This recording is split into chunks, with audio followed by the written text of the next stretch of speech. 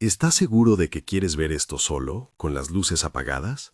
Porque hoy te llevo a dos lugares de Reynosa que prefieren permanecer en la penumbra. Soy Mauricio Silva Garza y llevo años entrando a sitios olvidados para registrar lo que queda después de que todos se fueron. No lo hago por morbo, lo hago porque hay historias que parecen aferrarse a los muros y no se van. En este video te voy a presentar dos relatos reales que sucedieron en Reynosa, Tamaulipas. Uno lo viví en primera persona junto a mi equipo en el Parque Doña Lita. El otro es una leyenda local que recopilé de vecinos y testigos, con datos que, cuando no son verificables, marcaré como indefinido. Si te interesan estos relatos, quédate hasta el final y considera suscribirte para que no se pierdan más historias como esta. El Parque Doña Lita fue un sitio de diversiones que, según la gente mayor del rumbo, cerró de golpe hace más de 20 años.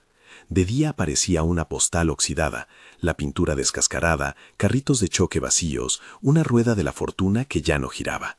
Pero incluso bajo la luz del sol había algo que hacía que el aire se sintiera pesado.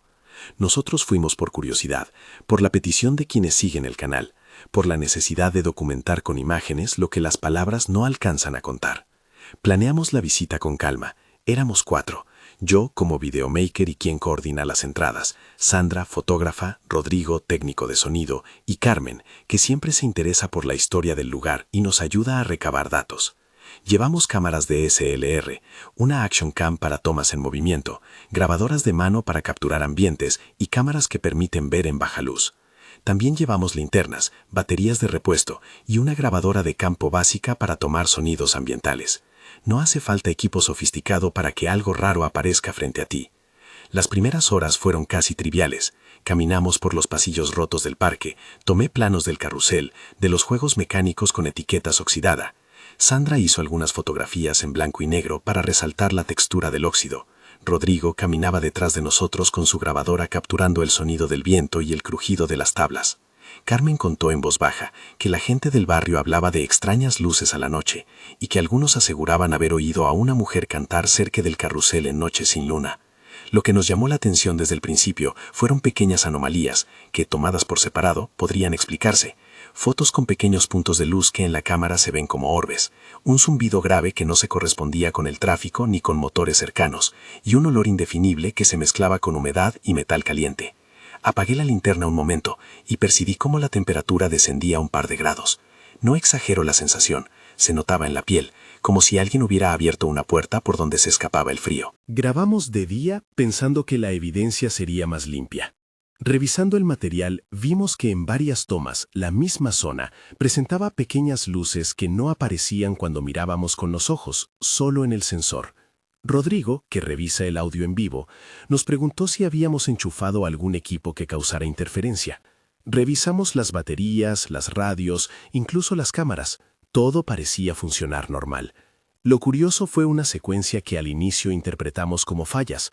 Una máquina arcade, estacionada junto a una caseta abandonada, se encendió en uno de los clips.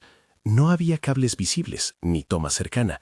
La cámara captó la pantalla con colores que imitaron una animación infantil, y después, al revisar el metraje en el computador, la pantalla mostraba lo que parecían formas distorsionadas, casi como una cara. Esa noche decidimos quedarnos hasta el crepúsculo.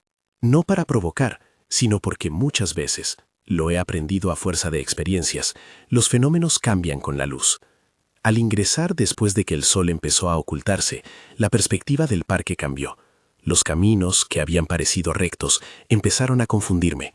No digo que se movieran físicamente, pero la sensación era que se estrechaban, que el mismo recorrido que habíamos hecho de día, al intentar repetirlo, nos desviaba.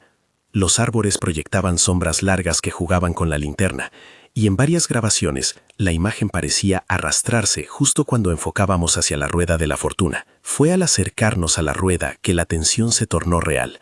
Habíamos grabado tomas del mecanismo oxidado, de los carros vacíos, y en una toma con zoom noté algo que heló mi sangre. En la cabina más alta, justo donde uno esperaría ver el cielo abierto, había una silueta. No distinguíamos rasgos. La figura estaba allí, inmóvil, como una sombra con volumen. Sandra me empujó el brazo para que no hiciera un ruido. Rodrigo dejó de grabar en ese instante. Dijo que su grabadora había captado un murmullo muy bajo que no parecía humano. Carmen, con la luz lateral, señaló que la cabina no tenía más ventanas, que era imposible que alguien hubiera llegado hasta ahí sin ser visto. Era imposible, y sin embargo, algo estaba allí. Decidimos acercarnos. Tomé la cámara principal con el gimbal para estabilidad y caminé hacia un punto donde podríamos grabar la figura sin que nos vieran, al menos a simple vista. Sentí el corazón golpeando, no solo por la espera, sino por una sensación menos tangible, como si el aire alrededor de la rueda se volviera más denso. Al llegar a una distancia prudente, encendí el zoom. La figura no se movió. Se distinguía ahora un contorno que parecía un vestido largo, o tal vez era la deformación de la sombra. No tenía rasgos, como si alguien hubiese borrado el rostro con humo. En un momento, Rodrigo gritó, un grito corto, de dolor, y dio un paso atrás. No fue la figura, fue otra cosa. Una de las plataformas por donde habíamos pasado de día estaba justo detrás de él. Se había movido un par de centímetros. No me explico cómo pudo moverse si no había viento ni nadie. Lo vi con mis ojos. Fue entonces cuando todo se aceleró. Las luces que habían sido solo puntos en las fotos comenzaron a aparecer en el aire. Pequeñas esferas luminosas que flotaban por entre los carros de la rueda como si inspeccionaran. Un zumbido de baja frecuencia llenó el ambiente. No es un sonido agudo, es más bien una sensación que vibra en el pecho. Cuando Rodrigo reprodujo la pista de audio unas horas después, hubo fragmentos con frecuencias que su grabadora marcó como ruido, pero al amplificarlos apenas se distinguían voces, como un susurro de varias capas, y luego una voz que parecía decir, en un tono cansado y antiguo, una palabra que sonó como Lita. En el momento me di cuenta de algo más. La sensación de ser observado era individual. Sandra dijo después que sintió que algo la miraba desde dentro de su chaqueta. Carmen dijo que le resultó imposible sostener la cámara y que sus manos temblaban. Yo, en un instante breve, sentí una presión en la muñeca, como si alguien quisiera que soltara la cámara. No lo hice. Para cuando lo procesamos entre nosotros, la tensión ya había escalado. Algo no quería que nos moviéramos con tranquilidad. Decidimos que era momento de irnos, no por valentía, sino por sentido común. La noche había caído y el parque ya no parecía un set para documentales. Parecía un terreno con reglas que no entendíamos.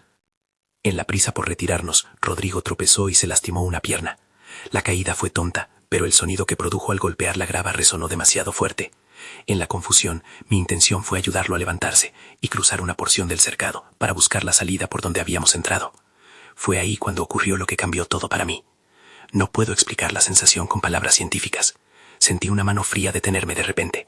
No una corriente de aire, una mano real, con temperatura glacial, que rodeó mi antebrazo y apretó.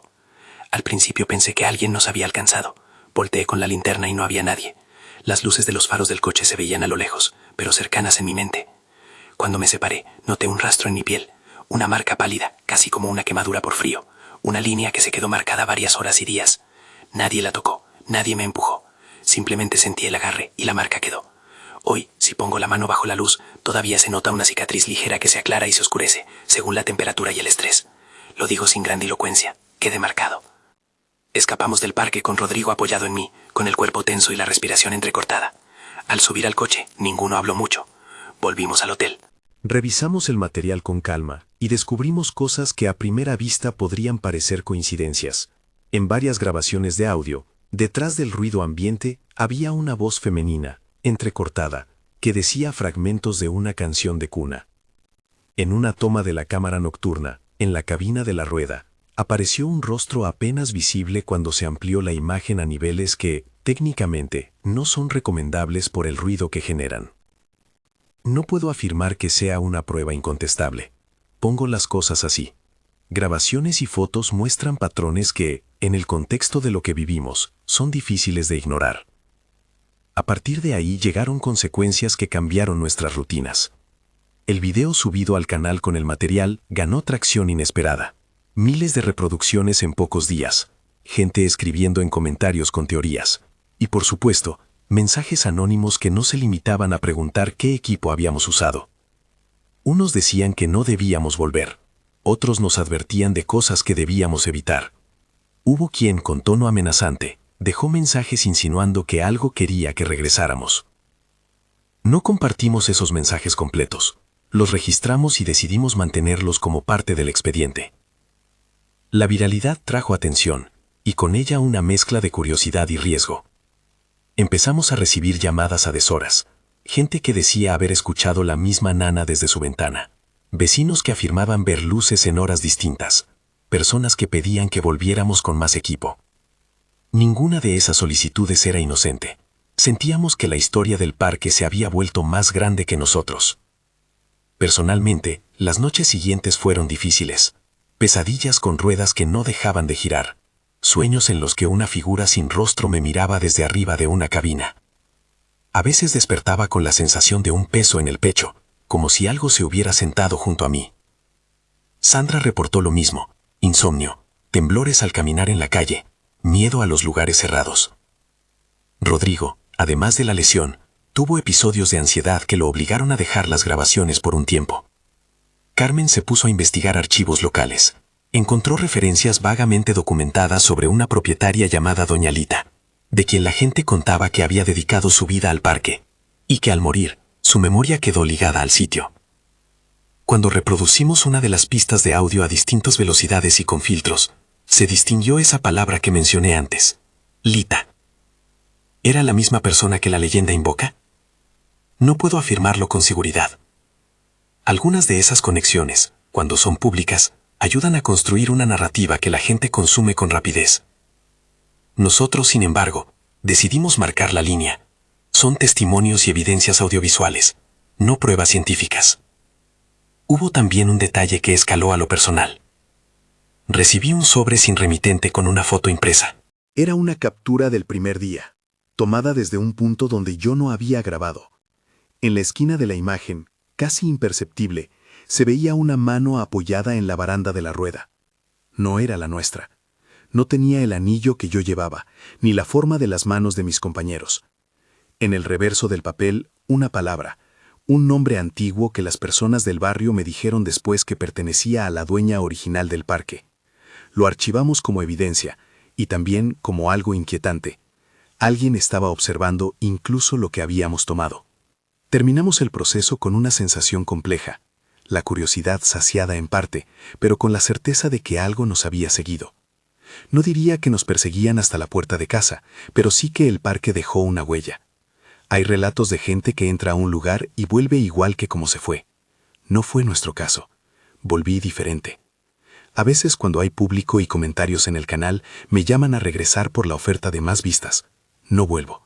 Hay cosas que se documentan una vez, y volver por espectáculo no es el propósito. Esa fue mi experiencia en el Parque Doña Lita. Ahora te cuento el segundo relato, que no es mío, pero lo escuché de primera mano por quienes viven en el rumbo. Este segundo caso lo presento con cuidado, porque algunas partes no están verificadas plenamente. Por eso los nombres y datos concretos que no pudieron corroborarse aparecerán como indefinido. Hace algunos años, según las versiones que recopilé entre vecinos y antiguos trabajadores de una zona residencial de Reynosa, ocurrió lo siguiente. Un hombre, indicado en los testimonios como indefinido, trabajaba en una propiedad que había sido habitada por una familia y que quedó abandonada tras una serie de eventos personales que la comunidad no quiso detallar. El inmueble llevaba años vacío cuando el trabajador entró para una limpieza contratada por un tercero.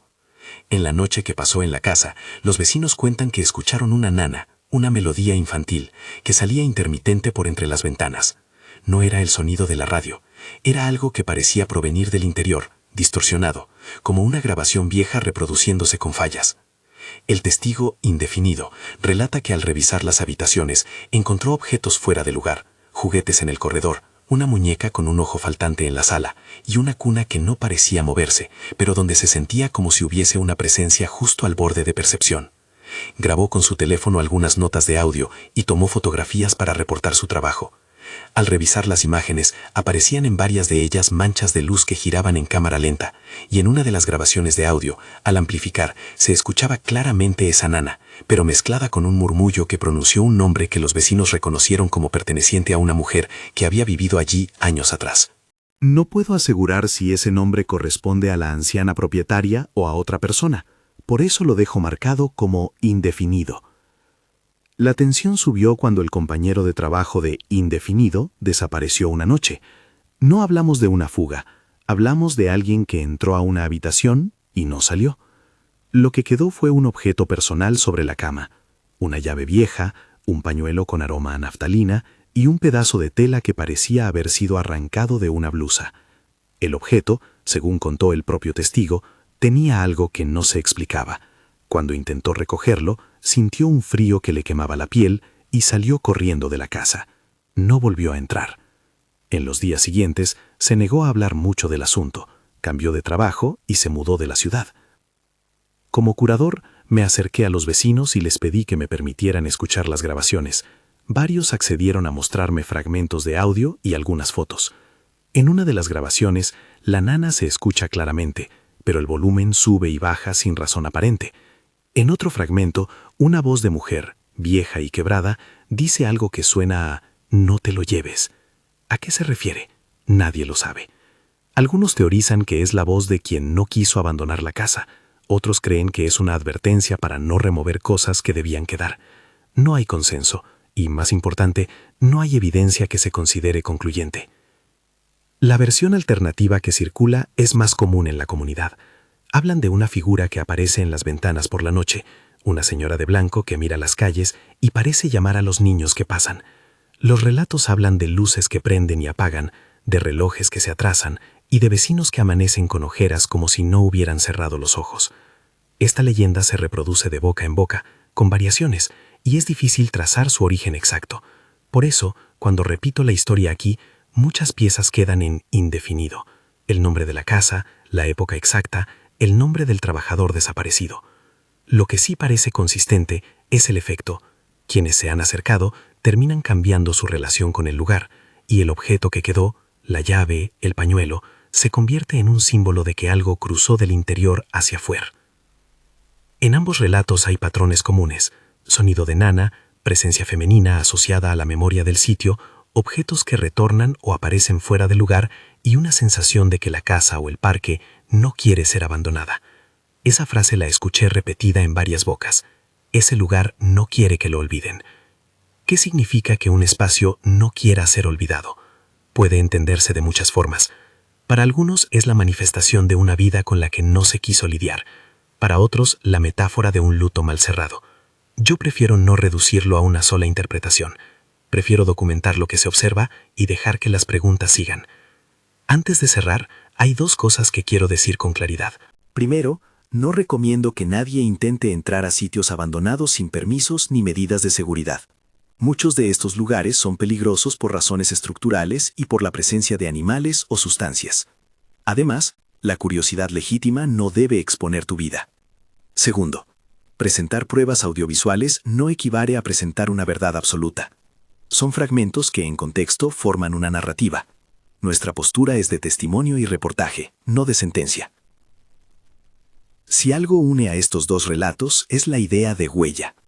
No hablo de una huella literal.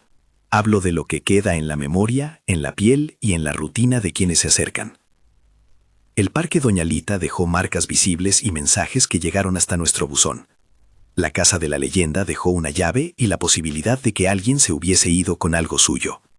En ambos casos, la frontera entre el mito y la experiencia personal se vuelve tenue. Y tal vez esa delgada línea es lo que atrae a la gente. La idea de que hay todavía lugares con historias que reclaman ser escuchadas. Si vives en Reynosa o conoces relatos similares, compártelos abajo en los comentarios. No pongas direcciones ni invites a otros a entrar a sitios peligrosos. Comparte la historia, no la ruta. Si tienes fotos o audios y quieres que los revisemos con cuidado en futuros episodios, menciona cómo podemos contactarte sin exponer datos sensibles. Siempre pondremos la seguridad delante. Antes de irme, si este video te movió de alguna forma y quieres ver más historias de lugares abandonados y relatos paranormales del norte de México, suscríbete y activa las notificaciones. Aquí no buscamos sensacionalismo, buscamos rescatar voces, documentar y sobre todo entender por qué algunos lugares no se quieren quedar en el olvido. Nos vemos en el próximo video. Y si alguna vez pasas por una calle y notas una ventana iluminada en una casa vacía, mírala una vez más antes de seguir caminando. A veces, lo que nos observan no pide ser molestado, solo recordado.